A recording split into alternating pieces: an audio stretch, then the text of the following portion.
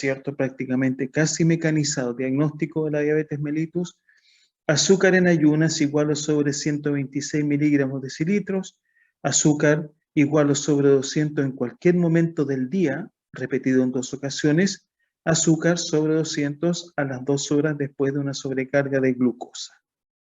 Entonces, a la pregunta, ¿cierto? Diagnóstico de la diabetes mellitus en el examen de sangre. Recitado prácticamente, ¿cierto? De memoria y recitado. Azúcar igual o sobre 126 en ayunas, sobre 200 igual o sobre 200 en cualquier momento del día, ojalá repetido en 2 ocasiones, y sobre 200 a las 2 horas de una sobrecarga de glucosa.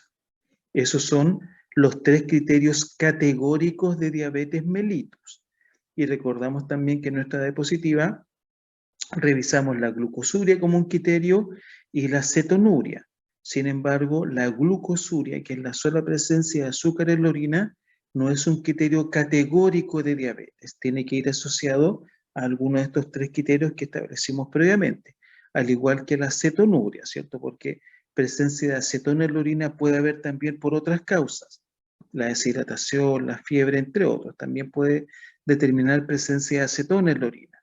Por lo tanto, la sola presencia de acetona, cetonuria, o la sola presencia de azúcar, glucosuria, no son por sí solos, ¿cierto?, categóricos de diabetes, son sugerentes, pero si van acompañados, ¿cierto?, de los otros 3 criterios que acabamos de enunciar, sí pasan a ser, ¿cierto?, antecedentes importantes como criterio diagnóstico. Pero los categóricos son azúcar en ayunas igual o sobre 126, azúcar igual o sobre 200 en cualquier momento del día, repetido en 2 ocasiones, y glicemia en ayunas, glicemia sobre 200 a las 2 horas después de una sobrecarga de glucosa. Dijimos que el test de tolerancia lo hacíamos, ¿cierto?, administrando, dando a tomar 75 gramos de glucosa al paciente, diluido en 250 cc de agua, ¿cierto? Dijimos que el paciente debía tomar estos 75 gramos y a las 2 horas la academia aconseja a la hora, a las 2 y a las 3 horas, ¿cierto? Sin embargo, también lo van a hacer ustedes y lo observamos y es correcto también tomar a las 2 horas el té de tolerancia después de la ingesta de 75 gramos de glucosa, a las 2 horas, 75 gramos de glucosa y tomamos, ¿cierto?, eventualmente el examen de azúcar después de haber ingerido estos 75 gramos. Si el azúcar, la glicemia está sobre 200 a las 2 horas, decimos que el paciente tiene diabetes. Y si a las 2 horas está bajo 126, el paciente no tiene diabetes. Pero dijimos también que había un grupo de personas que a las 2 horas de una sobrecarga de glucosa estará entre los 126 y 200, ¿cierto? Sobre 200 diabetes, bajo 126 no diabetes. Pero, ¿qué sucede si una persona nos da 150 o 160? No podríamos decir que tiene diabetes, ¿cierto? Porque nos tiene sobre 200, pero tampoco podríamos decir que está exenta 100% de la diabetes, ¿cierto? Porque no está bajo 126. A este grupo, ¿cierto?, de personas que esté entre los 126 y los 200, recordamos que lo definimos como intolerantes a la glucosa o un estado de prediabetes, que es muy importante identificarlo, decíamos, porque con este grupo de pacientes se trabaja en forma dirigida para evitar, disminuir la probabilidad o posibilidad que estos pacientes, ¿cierto?, que estas personas desencadenen, desarrollen una diabetes posteriormente. Y recordamos que es muy relevante al momento de realizar el test de tolerancia a la glucosa oral que el paciente esté libre de procesos infecciosos, situaciones de estrés o tomando algún medicamento que nos pueda alterar el examen, ¿cierto? Como los corticoides, por ejemplo, entre otros.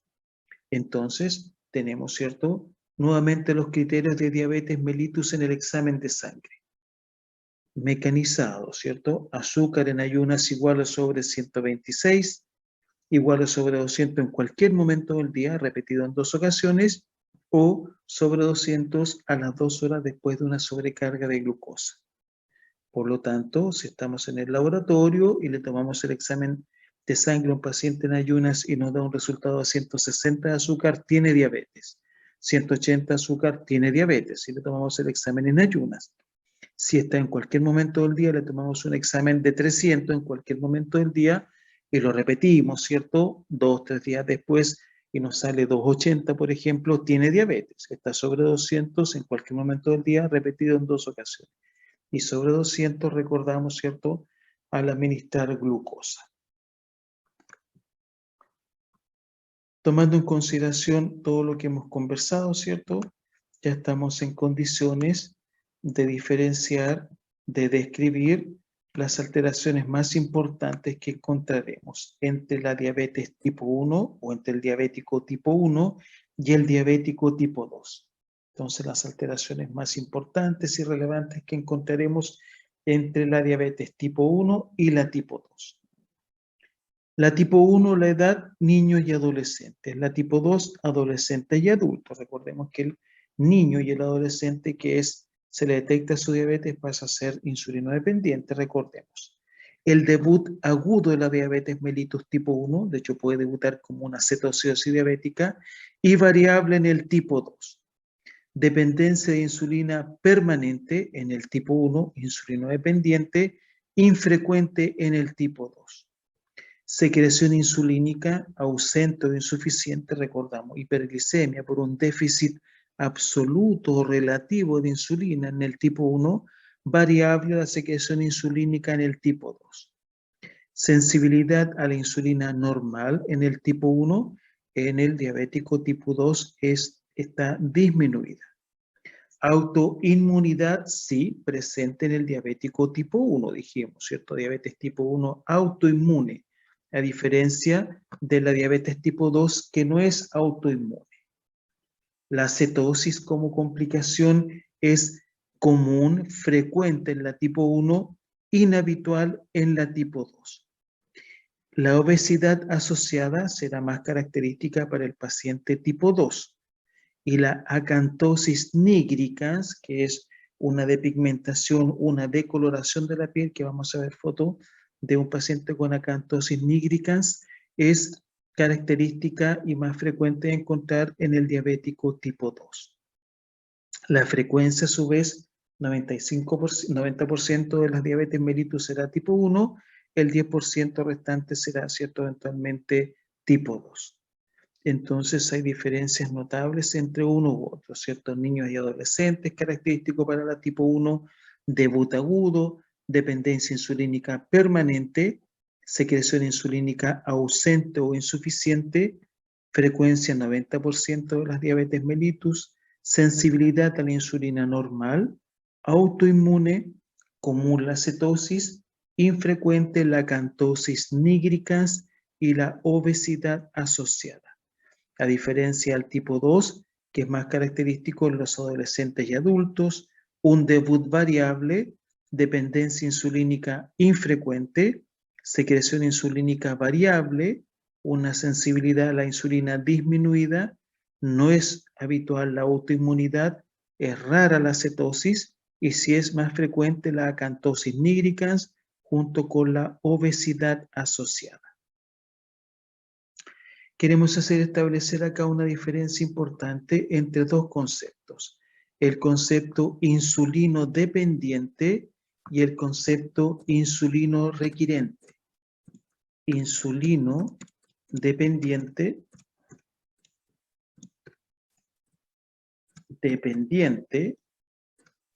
e insulino requirente. Insulino requirente. No será lo mismo, ¿cierto? Un paciente insulino dependiente que un paciente insulino requirente. Recordamos que la diabetes tipo 1 depende del ingreso exógeno de insulina. Puede ser no utilizarla, ¿cierto? Pone en riesgo la vida del paciente. Es decir, el insulino dependiente es aquel diabético tipo 1 en rigor, que depende, ¿cierto?, eventualmente de la insulina, por cuanto su no utilización pondrá en riesgo la vida del paciente.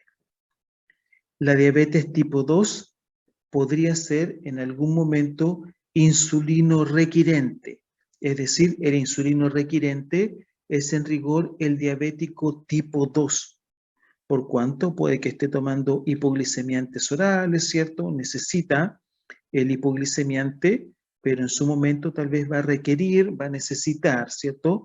Para una correcta función, la insulina. Sin embargo, no depende de ella para preservar su vida, ¿cierto? La puede requerir en algún momento. Recordemos que puede ser, el diabético tipo 2 puede ser sometido a un contexto a una intervención quirúrgica o en su estado de gestación, por ejemplo, alguna mujer diabética que quede en estado de gestación puede requerir, necesitar en su momento insulina. Por lo tanto, el insulino dependiente es el diabético tipo 1 y el insulino requirente es el diabético tipo 2. El insulino dependiente depende de la insulina, ¿cierto? Y el diabético, por cuanto de ello también depende su vida. Pero el diabético tipo 2, insulino requirente, en algún momento necesitará de insulina, ¿cierto? Pero no la necesita para preservar en rigor su vida, sino que por situaciones específicas y puntuales. Entonces es importante, ¿cierto?, recordar esa definición de insulino dependiente e insulino requirente, ¿cierto? No son sinónimos en nuestra definición. Así como también es importante y relevante recordar, sobre todo ustedes, ¿cierto?, en su especialidad, en su mención, la diabetes gestacional, que es aquella diabetes que es diagnosticada por primera vez durante la gestación. Diabetes gestacional es aquella diabetes que es diagnosticada por primera vez durante la gestación. Elevación de la glicemia en gestantes entre las 24 y 28 semanas de gestación. Elevación de la glicemia del nivel de azúcar entre las 24 y 28 semanas de gestación.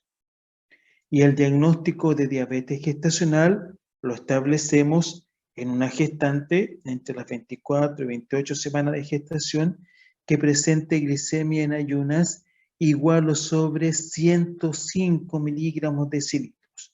En 2 determinaciones, ojalá con un intervalo aproximadamente de 7 días.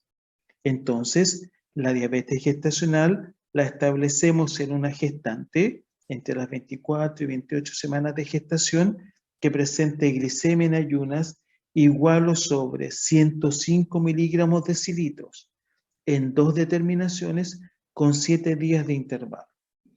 En el paciente, en la persona no gestante, ¿cierto? En el resto de la población que no esté en estado de gestación, dijimos que en ayunas el diagnóstico será azúcar de 126. Recordamos, ¿cierto? Pero en la gestante el diagnóstico de diabetes gestacional será glicemia en ayunas igual o sobre 105 miligramos decilitros.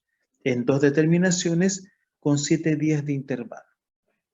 Si el resultado es inferior a 105 miligramos decilitros, podemos hacer a la gestante el test de tolerancia a la glucosa oral, igual como a una persona no gestante. Administramos 75 gramos de glucosa, lo diluimos en 250 cc de agua.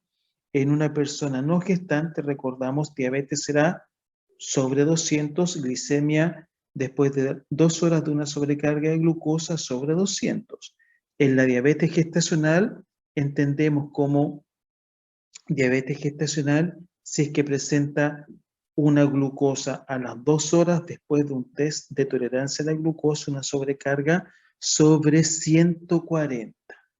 Entonces, en la gestante, glicemia en ayunas igual a sobre 105 miligramos decilitros en 2 determinaciones, ojalá con 7 días de intervalo, y el test de tolerancia a la glucosa oral, de administrárselo, ¿cierto? O de hacerlo en la gestante, nos arrojará información sobre 140.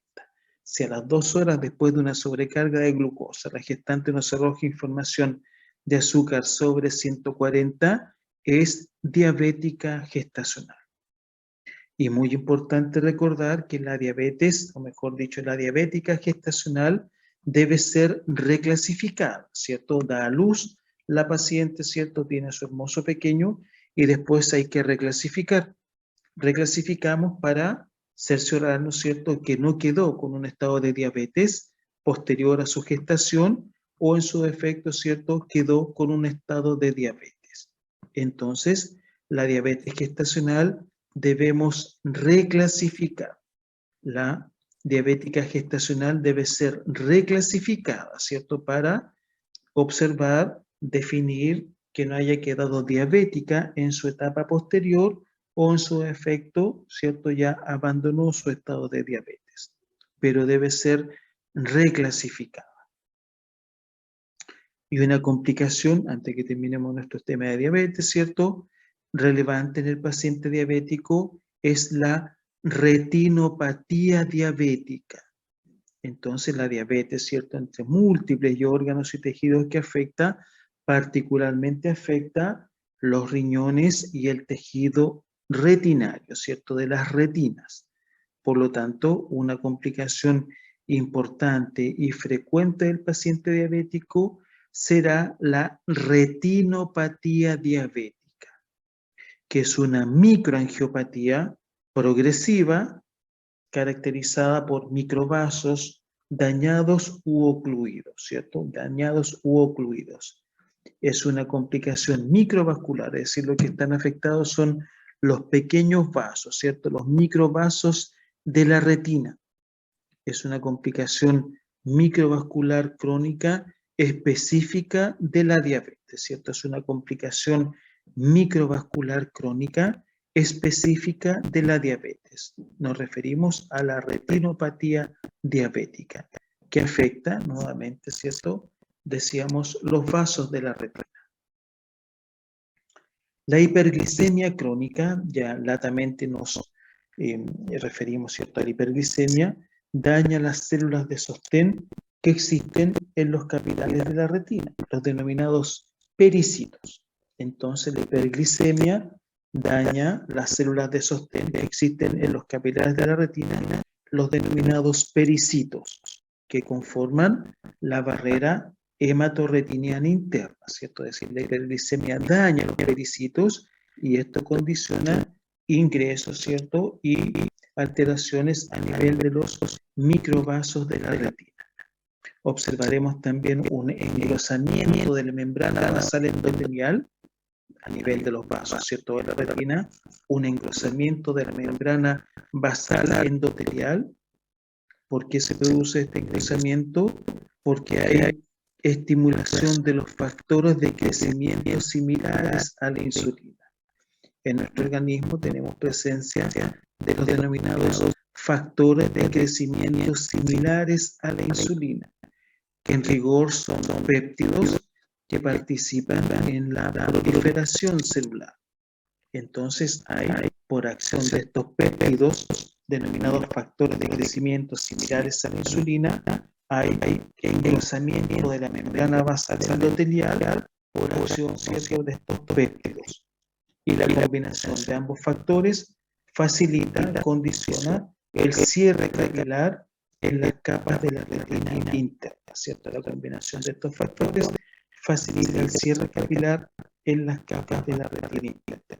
Y recordamos nuevamente que los factores de crecimiento similares a la insulina son péptidos que condicionan, que participan en la proliferación celular. Clasificamos la retinopatía diabética en dos tipos: retinopatía diabética no proliferativa, y la retinopatía diabética proliferativa. Entonces, diferenciamos dos tipos de retinopatía diabética: la retinopatía diabética no proliferativa y la retinopatía diabética proliferativa. No proliferativa y proliferativa. A su vez, la no proliferativa, si referenciamos a leve, moderada, severa y muy severa. Y la retinopatía diabética es eventualmente ya una complicación muy relevante, ¿cierto?, del paciente diabético, lo que podría condicionar su estado de una ceguera total en rigor. La retinopatía diabética no proliferativa puede ir evolucionando desde un daño vascular por acción de endotelios, recordamos, cierre gradual de los vasos retinianos, aumento de la permeabilidad, disminución de la presión, isquemia a nivel de las retinas, daño vascular, cierre gradual de los vasos retinianos, aumento de la permeabilidad de isquemia. Todos estos mecanismos van a producir en que la retinopatía diabética no proliferativa, o mejor dicho, que los vasos de la retina se presenten microaneurismas, recordamos la microaneurisma, dilatación circunfleja del vaso, hemorragias lineanas, exudados, ¿cierto? Cambios a nivel de las arterias de la retina, de las venas lineanas, anomalías microvasculares, edema a nivel de los vasos retinosos. Entonces, los microaneurismas, las hemorragias retinianas, los exudados, el edema, las anomalías microvasculares serán las características para la retinopatía diabética no proliferativa. ¿Por qué? Porque la retinopatía diabética proliferativa será característica la formación de neovasos. Recordamos que estos péptidos similares a la insulina participan en la proliferación celular. Por lo tanto, para la retinopatía diabética proliferativa será característica la formación de neovasos. Entonces, para la retinopatía diabética no proliferativa será característica los microaneurismas, hemorragias, ¿cierto? El edema. Sin embargo, para la retinopatía diabética proliferativa será característica la presencia, en una palabra, de neovasos. Neopolarización. Esta proliferación celular secundaria de la acción de los péptidos, ¿cierto? Que proliferan y comienza la proliferación celular, producto de va a haber formación de neovasos. Y estos neovasos son característicos para la retinopatía diabética proliferativa. Está indicado como tratamos el paciente con una retinopatía diabética, se trata con fotocoagulación, fotocoagulación retiniana con láser, fotocoagulación focal del área, ¿cierto? Fotocoagulación. Sobre todo en la retinopatía diabética proliferativa. Se realiza esta fotocoagulación, ¿cierto? Para inhibir, para disminuir el crecimiento de neovasos. Que recordamos, los neovasos son característicos para la retinopatía diabética proliferativa. Y muy importante recordar que no es un tratamiento para mejorar la visión. La fotocoagulación no es un tratamiento para mejorar la visión, sino que para prevenir la pérdida visual grave, para retrasar en parte que esta retinopatía vaya a condicionar un estado de ceguera total y absoluta en el paciente, ¿cierto? Por lo tanto, este tratamiento con fotocoagulación del paciente diabético no es para mejorar la visión. Es decir, hacemos este tratamiento al paciente y no va a mejorar su agudeza visual, sino que básicamente es para prevenir este tratamiento, ¿cierto? Para prevenir la pérdida visual grave, ¿cierto? Es decir, que el paciente posteriormente quede en un estado de ceguera total y absoluta. Fundamentalmente con este propósito, ¿cierto? Se establece la fotocoagulación en el paciente con una retinopatía diabética.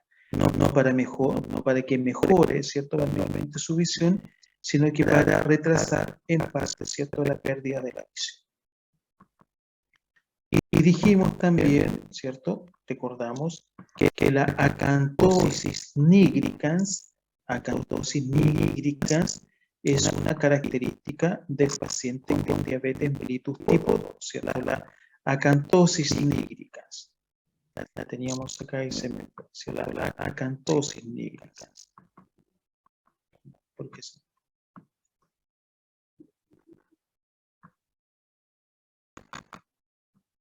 ¿Están viendo lo que yo estoy viendo en la pantalla? ¿Están viendo esa imagen? Sí, profe, sí se ve. Esa es la acantosis nigricans, ¿cierto? Vemos un oscurecimiento acá en la piel, ¿cierto? Como que tuviera piñín, ¿cierto? Como que tuviera chuñito, piñín, ¿cierto? Como que fuese un estado de suicidado descuido y claramente no, ¿cierto? Lo que denominamos acantosis nigricans, que se puede presentar en otras enfermedades también, ¿cierto? En tumores del sistema digestivo, el paciente puede presentar acantosis nígricans, otras alteraciones de la insulina, pero también recordamos que el paciente diabético tipo 2 puede presentar acantosis nigricans, que son estas manifestaciones, es un oscurecimiento de la piel, ¿cierto? De los tegumentos de la piel. Es decir, si a un paciente le detectamos acantosis nigricans, es relevante, prudente y necesario que le tomemos un examen para ver el nivel de azúcar, para descartar, ¿cierto?, que no tenga un cuadro de diabetes mellitus. ¿Dudas, consultas de lo que hemos hablado? ¿Dudas, consultas, observaciones?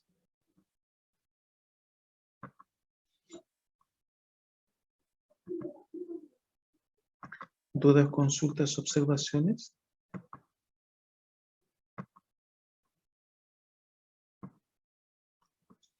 Muy bien. Si surgen algunas dudas, consultas, observaciones, le iremos conversando después en el transcurso, ¿cierto?, eventualmente de los próximos temas. Me voy a cambiar un poquito, ¿cierto? Un minutito, porque está viendo un poquito de bulla, así que me voy a cambiar. Un minuto, no se vayan, un minuto me voy a cambiar.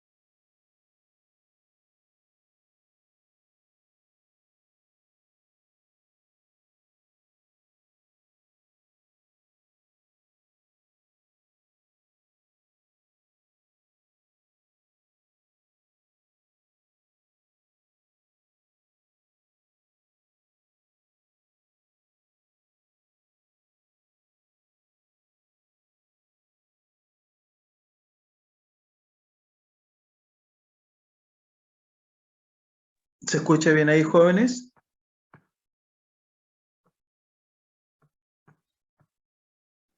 Sí, profe. Muy bien. Y un tema muy relevante, bueno, diabetes mellitus, ¿cierto? Y un tema muy relevante también de nuestro módulo 3 y en general de nuestra práctica profesional es el tema de shock. Entonces recordamos que tenemos shock, no lo hemos revisado con ustedes y lo vamos a revisar porque es un tema muy relevante, ¿cierto? Shock. Definimos shock como una anormalidad circulatoria que lleva a un riego sanguíneo inadecuado en todo el organismo. Es decir, a la pregunta, defina shock, ¿cierto? Es una anormalidad circulatoria, es decir, nuestro organismo no va a llevar sangre y por ende oxígeno a los tejidos y a las células que lo necesitan. Así podríamos definir shock, ¿cierto? Una anormalidad circulatoria, fundamentalmente una anormalidad microcirculatoria. Es decir, hay un riego sanguíneo inadecuado. Nuestro organismo no puede llevar sangre plenamente, ¿cierto?, a los tejidos que necesitan esa sangre, pero recordamos que a través de la sangre se transporta oxígeno. Por lo tanto, las células no van a recibir sangre, pero particularmente no van a recibir oxígeno, que es lo más relevante. Entonces, si en algún momento ustedes le preguntan, porque cuando pasan por el hospital algunas veces les preguntan, ¿cierto? Define shock en palabras simples, anormalidad microcirculatoria que va a condicionar que las células no reciban oxígeno. Y esa será una definición corta, pero no por eso incorrecta, ¿cierto? Anormalidad circulatoria o microcirculatoria que va a condicionar que las células no reciban oxígeno y no reciban sangre y por ende no van a recibir oxígeno. ¿Y por qué es tan relevante esta definición? Porque si no es corregido, el estado de shock progresa a un daño celular irreversible, un daño celular anóxico, ¿cierto? Daño celular por déficit de oxígeno irreversible. Entonces, si no es corregido, el estado de shock progresa a un daño celular anóxico irreversible, daño celular irreversible por déficit de oxígeno. Las células no van a recibir oxígeno y por ende van a morir, ¿cierto? Un daño celular anóxico irreversible, un daño celular por déficit de oxígeno irreversible. Van a colapsar los mecanismos homeostáticos de nuestro equilibrio interno, lo que conlleva el fallecimiento del paciente. Por lo tanto, es muy importante y relevante recordar esto, porque todo nuestro accionar terapéutico, nuestra ayuda al paciente, como lo vamos a ver más adelante, será en función de restaurar el ingreso de oxígeno a las células. Entonces, si entendemos, ¿cierto?, el significado del shock, vamos a también a entender que todo nuestro esfuerzo terapéutico estará centrado en que el paciente, en poder, mejor dicho, garantizar, restaurar el ingreso de oxígeno a las células. Y muy relevante, así como el diagnóstico de la diabetes, ¿cierto?, es recordar lo siguiente.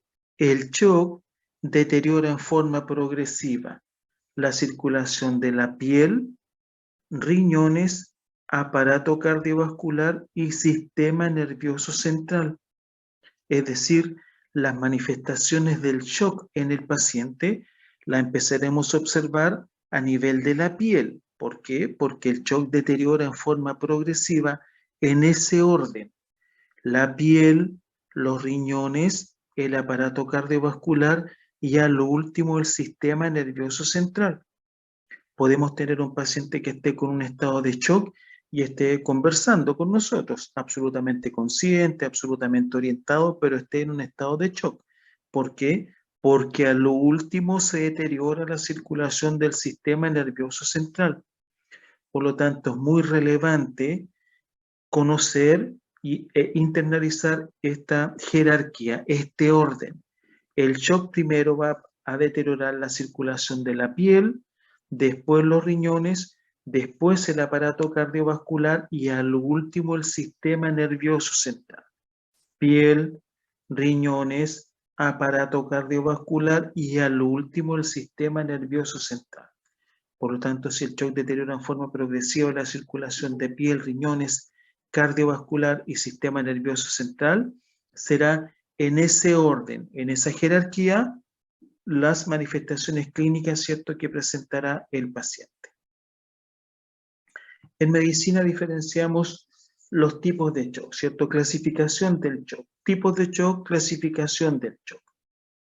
Primer tipo de shock, el que más habitualmente encontramos en nuestra práctica profesional, el shock hipovolémico. Hipovolémico. Que se caracteriza, el shock hipovolémico viene de la palabra hipovolemia, ¿cierto? Que está caracterizado por una pérdida aguda de volumen. Nuestro organismo pierde volumen, pierde líquido, ¿cierto? Y este líquido puede ser sangre, plasma o agua. Si nuestro organismo pierde sangre, pierde plasma o pierde agua, puede presentar un shock hipovolémico.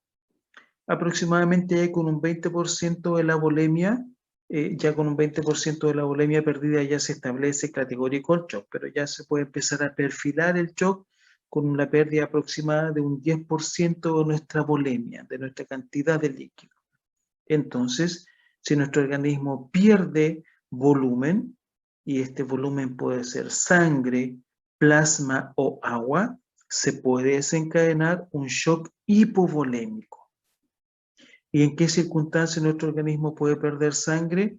Por hemorragia, ¿cierto? Ya latamente nos explayamos en su momento en nuestra clase de hemorragia, definimos, clasificamos las hemorragias, por qué se produce, arterial, venosa, ¿cierto? Según el lugar donde se invierte la sangre, la cantidad, etc. O sea, ya hablamos latamente de hemorragia. Por lo tanto, el paciente que tiene una hemorragia podría en su momento presentar un shock hipovolémico.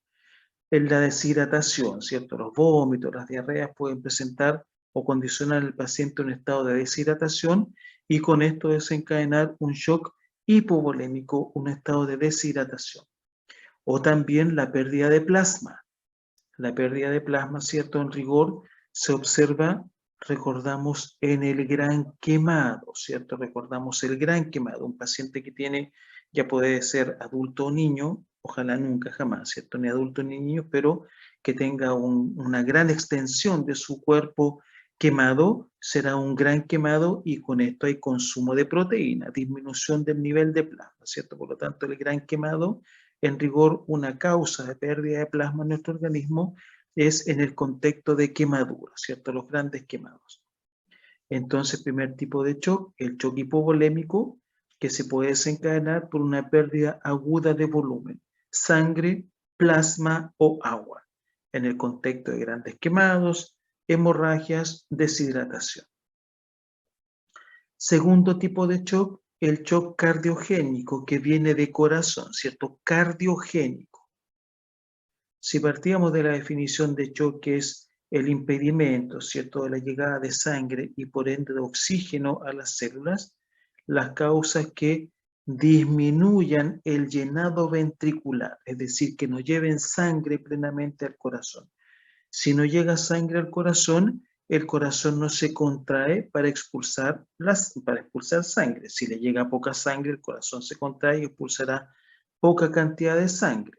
Por lo tanto, al expulsar poca cantidad de sangre, órganos, tejidos y por ende células de nuestro organismo quedarán sin recibir un aporte de sangre y por ende de oxígeno, ¿cierto? Por lo tanto, todas las causas que disminuyan el llenado ventricular, las causas que disminuyen el llenado ventricular, es decir, las causas que condicionen la no llegada de sangre plenamente a nivel de los ventrículos, como el hemotórax o el taponamiento cardíaco, condicionarán que nuestro corazón expulse poca sangre. Si le llega poca sangre al corazón, nuestro corazón expulsará poca sangre. Y esto condicionará que células no reciban oxígeno plenamente, ¿cierto? Y con esto el desarrollo del shock.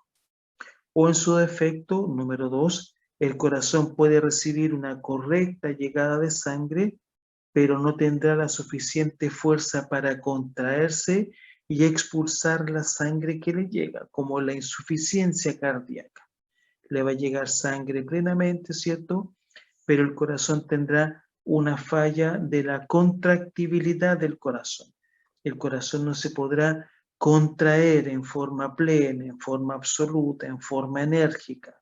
Y si no se contrae en forma plena, no va a poder eyectar, enviar sangre a las células que lo requieran y vamos a observar también un déficit de oxígeno, de llegada de oxígeno a las células.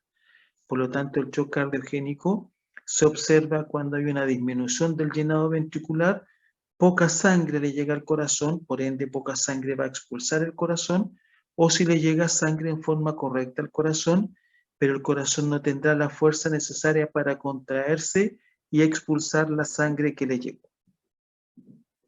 Tercer tipo de shock, el shock séptico, que se desencadena, lo hablamos en su momento cuando revisamos enfermedades infecciosas, ¿cierto? El shock séptico, que se puede desencadenar en el contexto de procesos infecciosos. Recordamos la sepsis, ¿cierto? Hablamos también latamente en nuestra clase de sepsis. El shock séptico se puede desencadenar en el contexto de infecciones importantes, ¿cierto? De diseminaciones infecciosas, infecciones generalizadas, meningitis, peritonitis, entre otros. Cuando la mayor parte del gasto cardíaco pase a través de los vasos sanguíneos que no proporcionan nutrición a los tejidos.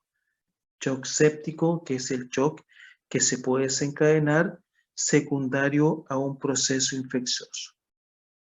Y el cuarto tipo de shock es el anafiláctico, que viene de anafilaxia, de alergia, ¿cierto? El shock anafiláctico, que es una reacción alérgica aguda mediada por la inmunoglobulina G en una persona sensible. El shock anafiláctico viene de alergia, ¿cierto? Es una reacción alérgica, una persona que desencadena una reacción alérgica y con esto podría potencialmente desencadenar el shock anafiláctico. ¿Por qué se produce? Lo hemos visto, picadas de abejas, ¿cierto? O el comer algún producto que nos puede desencadenar una reacción alérgica o eventualmente algún factor ambiental, ¿cierto? Puede desencadenarnos una anafilaxia, una alergia, y con esto eventualmente un shock anafiláctico. Entonces diferenciamos en medicina 4 tipos de shock: el hipovolémico, el cardiogénico, el séptico y el anafiláctico. Hipovolémico, cardiogénico, séptico y anafiláctico. El shock séptico y el anafiláctico constituyen las dos formas del shock distributivo. Cuando escuchemos hablar, ¿cierto?, de shock distributivo, nos estamos refiriendo o al séptico o al anafiláctico. Entonces, el shock distributivo, o mejor dicho, bajo esta denominación de shock distributivo, nos referimos al shock séptico y el anafiláctico, que son las dos formas principales del shock distributivo. ¿Por qué se denomina shock distributivo? Porque se asocian a un descenso significativo del tono vascular, es decir, a una marcada hipotensión, un descenso del tono vascular. Con esto nos referimos a una hipotensión. El shock séptico y el anafiláctico se asocian a una marcada hipotensión, disminución de la frecuencia, de la presión arterial, ¿cierto? Por lo tanto, el shock séptico y el anafiláctico constituyen las dos formas principales del shock distributivo, porque es en estos shocks, en el séptico y el anafiláctico, donde más observamos una hipotensión. Recordamos que en algún momento definimos el shock séptico como una hipotensión sin respuesta, ¿cierto? Es decir, el shock séptico y el anafiláctico se asocian a una marcada hipotensión, a una marcada disminución de la presión arterial. Por eso que lo denominamos shock distributivo. Entonces diferenciamos el shock hipovolémico, el cardiogénico, el séptico y el anafiláctico. Y bajo esta denominación de shock distributivo, recordamos al séptico y al anafiláctico. A la pregunta, ¿cuál es el factor letal en el shock? Cualquiera que éste sea, anafiláctico, hipovolémico, cardiogénico o séptico. El factor letal en el shock es el daño celular anóxico irreversible. Entonces, el daño celular anóxico irreversible es el factor letal en el shock, porque recordamos que las células al no recibir oxígeno, las células mueren, ¿cierto? Será un daño celular anóxico, no hay regeneración celular. Las células mueren, ¿cierto? Por déficit, por no llegada de oxígeno eventualmente al interior de la célula. Por lo tanto, nuevamente, la reanimación exitosa requiere la restauración de la entrada de oxígeno, tratar en la medida de lo posible, ¿cierto?, de garantizar, de restaurar la entrada de oxígeno a las células, aumentando indudablemente el flujo de sangre oxigenada a través de los capilares. Entonces, a la pregunta, ¿cuál es el daño o cuál es el factor letal, perdón, en el shock? Es el daño celular anóxico irreversible, es decir, las células mueren por déficit de oxígeno. Entonces, indistintamente cuál sea el shock, hipovolémico, cardiogénico, séptico o anafiláctico, clínicamente el paciente va a presentar manifestaciones características del shock y estas manifestaciones la presentará piel, en ese orden recordamos, riñones, sistema cardiovascular y al último el sistema nervioso central. Piel, riñones, sistema cardiovascular y al último el sistema nervioso central. Muy importante, ¿cierto? Por lo tanto, indistintamente cuál sea el shock, el paciente va a presentar sus alteraciones, las manifestaciones clínicas a partir de la piel, posteriormente los riñones, posteriormente el sistema cardiovascular y al final el sistema nervioso central.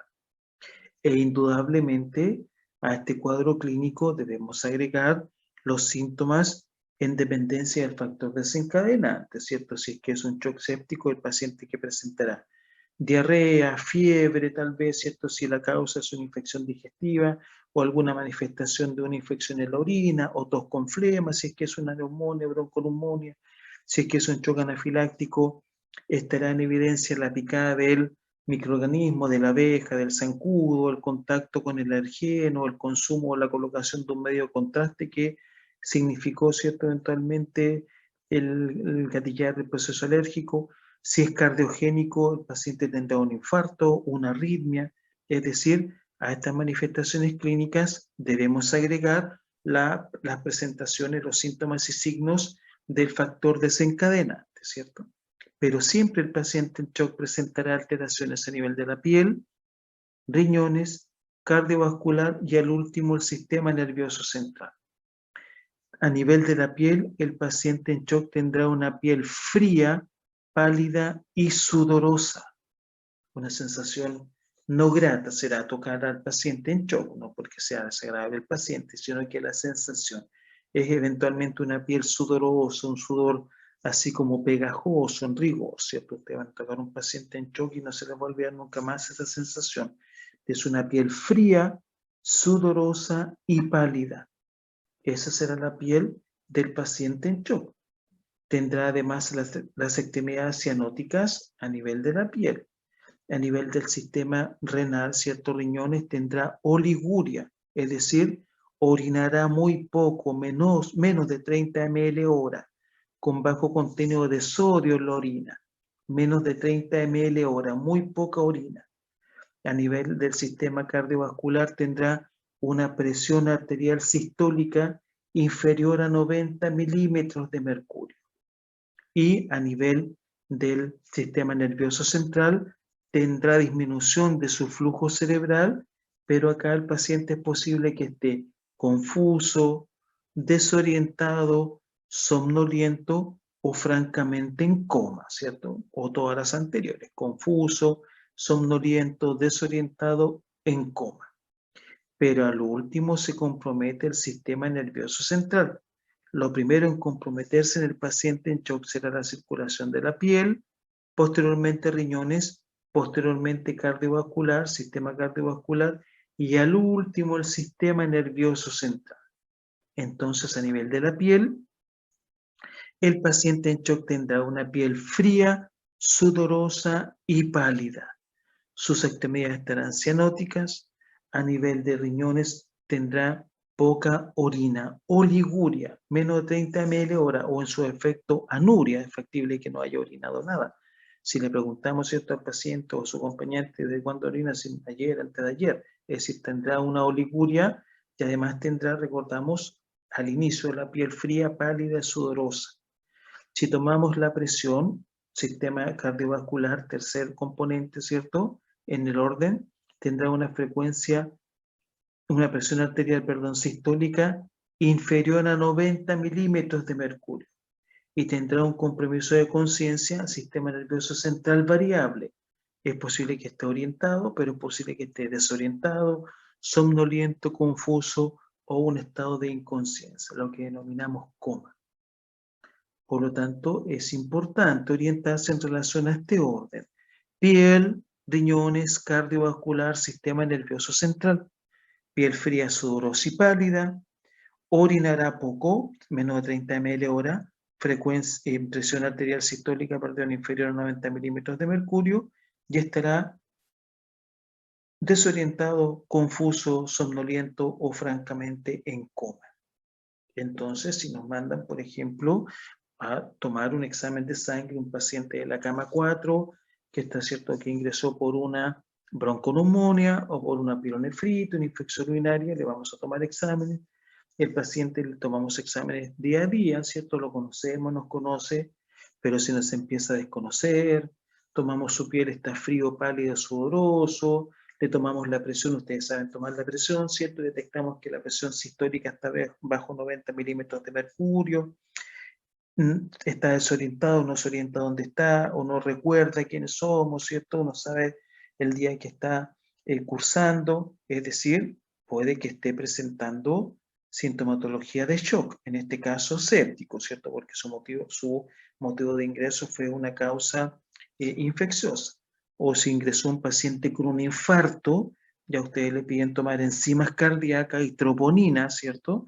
Ustedes van a tomar las enzimas cardíacas y la troponina y ven que el paciente tiene su piel fría, pálida, sudorosa, tiene el aparato de presión ahí, ha hecho poco pipí, ¿cierto? Tiene el aparato de presión en su cabecera, le tomamos la presión y vemos que su sistólica está en 80, por ejemplo, y está confuso o muy somnoliento, lo intentamos despertar para tomar el examen y está eventualmente en un sueño, eventualmente que no podemos interrumpir, es decir, podemos hacer la observación que el paciente está en un estado de shock, en este caso cardiogénico, porque su motivo de ingreso fue un infarto.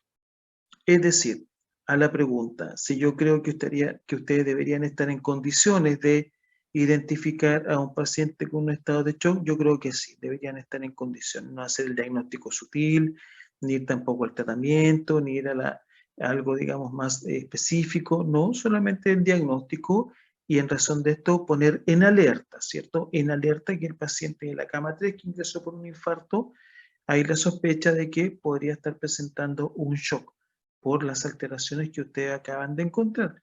Piel fría, sudorosa y pálida, extremidades cianóticas, ha orinado poco, se lo relató el mismo paciente, ¿cierto? O en su efecto algún acompañante, presión sistólica bajo 90 y con cierto grado de compromiso de conciencia. Por lo tanto, es muy importante recordar este orden, esta jerarquía: piel, riñones, aparato cardiovascular, sistema nervioso central, porque a partir de este orden vamos a encontrar las manifestaciones, ¿cierto?, clínicas del paciente en un estado de shock. ¿Dudas, consultas de lo que hemos conversado hasta el momento? Profe, una duda. Sí, claro. ¿Por qué había bajo contenido de sodio en la orina? Porque el riñón pierde su capacidad, ¿cierto? El riñón, como lo vamos a ver en nuestra próxima clase de síndrome nefrítico, el riñón necesita cierta presión, eventualmente, cierta cantidad de presión a nivel de riñón, cierto volumen de líquido de sangre específicamente para cumplir su función. Por ende, ¿cierto? El riñón, una de sus funciones es eliminar nuestra sustancia de desecho. El riñón toma y eventualmente nos provee de todo lo que nuestro organismo necesita, ¿cierto? Eventualmente. Y el resto, entre comillas, lo elimina. Por lo tanto, uno de los elementos que necesita nuestro organismo es sodio, ¿cierto? Toma el sodio que necesitamos en nuestro organismo, pero como el riñón está trabajando mal, va a eliminar poco sodio, nuestro organismo va no tan solo a tener eventualmente retención del sodio, sino que también va a retener eventualmente urea, va a retener nitrógeno ureico, va a retener, ¿cierto?, eventualmente todas las sustancias de desecho. Entonces, como el riñón no va a estar trabajando plenamente, el sodio que lo debería eliminar lo va a retener, ¿cierto? No cumple su rol como de filtro. Por lo tanto, al retenerlo en nuestro organismo, porque no está trabajando bien nuestros riñones, va a tener un bajo contenido de sodio en la orina, porque el resto del sodio estará acumulado en nuestro organismo, lo que no debería pasar, ¿cierto? Porque nosotros tenemos que eliminar todo lo que sea excedente, pero como nuestros riñones no están trabajando bien, no vamos a eliminar plenamente el sodio y lo vamos a retener. Gracias, profe. Es decir, va a bajar el contenido de sodio en la orina, pero va a aumentar el nivel de sodio en nuestro organismo, ¿cierto? En nuestra sangre y por ende en nuestro organismo. ¿Dudas, consultas?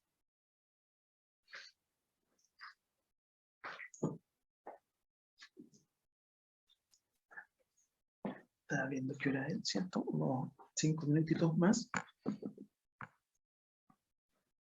Entonces, se desencadena el shock y sobre todo, ¿cierto? Eventualmente el shock hipovolémico, sobre todo el hemorrágico, ¿cierto? Se desencadena el shock en nuestro organismo y nuestro organismo como mecanismo compensatorio, ¿cierto? Activará un reflejo simpático. Entonces, reflejo simpático de compensación del shock. Sobre todo si este shock es hipovolémico, sobre todo si es que es secundario a alguna hemorragia, pérdida de sangre.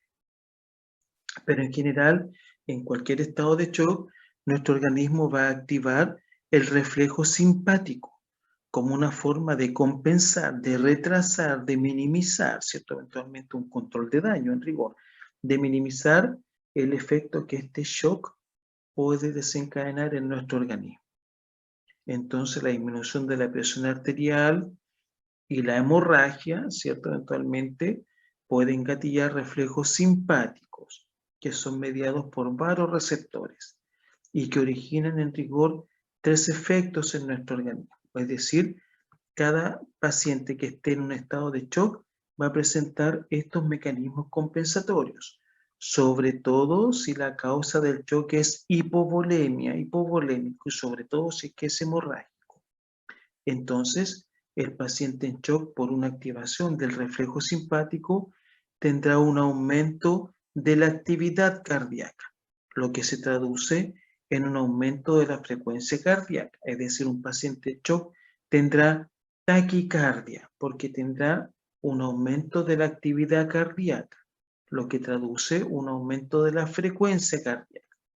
Entonces, uno de los efectos reflejos, digamos, del shock es la activación del sistema simpático y con esto la taquicardia. Entonces, un paciente en shock estará taquicárdico. Taquicardia aumenta la actividad cardíaca. Número 2, las venas se contraen, por lo tanto se conserva el retorno venoso, a pesar del descenso del volumen sanguíneo. Es decir, va a disminuir el volumen sanguíneo, vamos a observar una contracción venosa para conservar el retorno venoso. Es decir, a pesar que hay un descenso del volumen, observamos una contracción a nivel de venas para con esto garantizar un buen retorno venoso, ¿cierto? Para que nuestro corazón algo reciba de sangre, ojalá la mayor cantidad, ¿cierto? Pero esto es lo que busca que las venas se contraen para conservar un retorno venoso. Y además se contraen las arteriolas. ¿Para qué? Para aumentar la resistencia periférica y con esto elevar la presión arterial. Recordamos que el paciente en shock es un paciente hipotenso, sobre todo si es que este shock es distributivo, una hipotensión sin respuesta. En el shock séptico y el anafiláctico el paciente estará hipotenso, es decir, su presión arterial estará muy baja. Por lo tanto, las arteriolas se contraen para que, eventualmente aumente la resistencia periférica y con esto se eleve la presión arterial. Entonces, los tres mecanismos reflejos simpáticos del shock serán aumento de la frecuencia cardíaca, taquicardia. Las venas se contraen para garantizar, para conservar un buen retorno venoso y además se contraen las arteriolas en la mayor parte del cuerpo para aumentar la resistencia periférica y con esto elevar la presión arterial. ¿Dudas, consultas de lo que hemos hablado?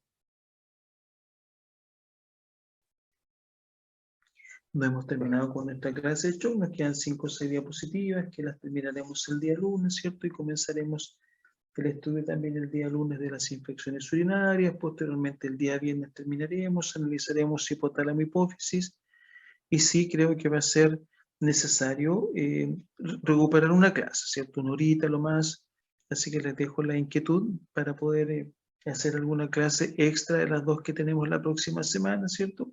Propongo el sábado, entendemos que nunca hemos hecho una clase un día sábado, pero como la última clase del semestre podría ser, ¿cierto? Lo conversan entre ustedes el sábado, el viernes también podría ser un ratito después de la noche, ¿cierto? Podría ser cosa que el día viernes, ojalá más tardar, terminemos con todos nuestros temas del módulo 3, ¿cierto? Esa es como la idea. Entonces el día lunes, en nuestra clase del día lunes, 8 de la mañana, vamos a terminar con lo que nos queda de shock. Vamos a comenzar el estudio de nuestras infecciones urinarias, las continuaremos el día viernes, ¿cierto? Y además terminaremos el día viernes con las infecciones urinarias y veremos hipotálamo hipófisis, para posteriormente dejar alguna clase extraordinaria con tiroides. Si no logramos terminar el viernes con hipotálamo hipófisis, en una clase extraordinaria vemos hipotálamo hipófisis y tiroides, ¿cierto? Eventualmente, que son eventualmente muy afines ambos temas. ¿Dudas, consultas, observaciones?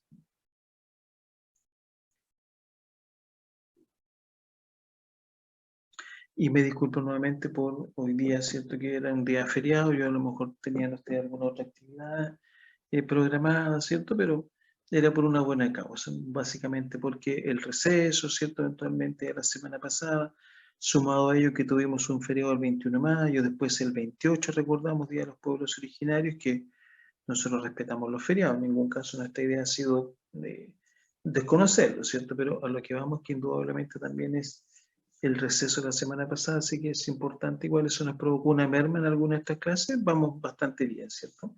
Pero igual a lo mejor va a ser necesario hacer alguna clase extraordinaria, que será una hora y cuarto lo más, ¿cierto? Así que lo vamos a ir proyectando, viendo y definiendo en base a las 2 próximas clases que tengamos la próxima semana. Pero desde ya le dejo la inquietud, ¿cierto? Así que eso ustedes lo pueden ir conversando. Yo creo que sería una buena fecha el día sábado, este próximo sábado, no mañana, sino que el próximo sábado, 11 de la mañana, de 11 a 12 y cuarto, o de 10 a 11 y media, 11 y cuarto, ¿cierto? Para ya definir todos los temas del módulo 3 y dejar nuestra evaluación para el 28, 29 de la semana subsiguiente, ¿cierto? El 29 más 30, por ahí entre esos los últimos días de julio, ¿cierto? Para que ustedes puedan realizar tranquilamente su evaluación 3 de cátedra. Así que les dejo la inquietud para tratar de definir cuál podría ser, ¿cierto? Una fecha tentativa, prudente y razonable para realizar una clase de recuperación.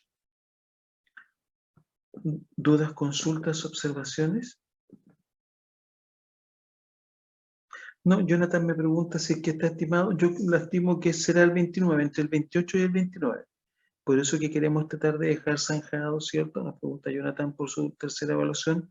Por eso que mi idea es dejar definidos los temas a más tardar el viernes de la próxima semana.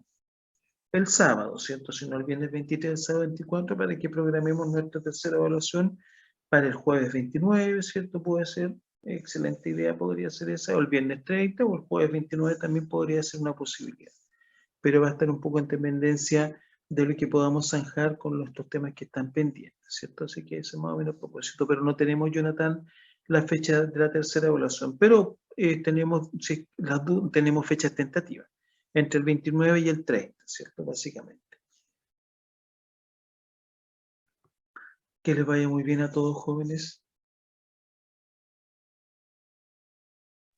Chao, profe. Chao, profe. Mucho gusto. Adiós a Chao, todos. profe. Que les vaya muy bien, aprovechen de descansar. Chao, profe. Adiós, que les vaya bien a ustedes.